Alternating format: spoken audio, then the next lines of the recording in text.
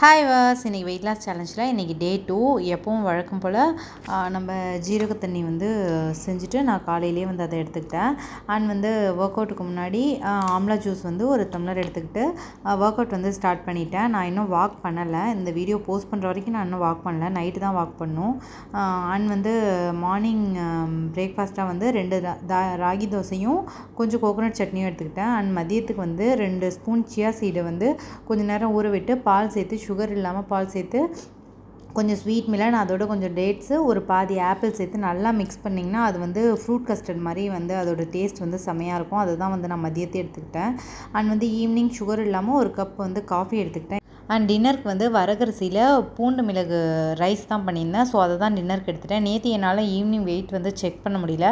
So இன்றைக்கி evening check பண்ணி பார்க்கும்போது என்னோடய வெயிட் வந்து ஆல்மோஸ்ட் வந்து 70 கிட்டே இருந்தது. ஸோ இன்னையிட எனக்கு இப்படி தான் போச்சு. நாளைக்கு பார்க்கலாம்.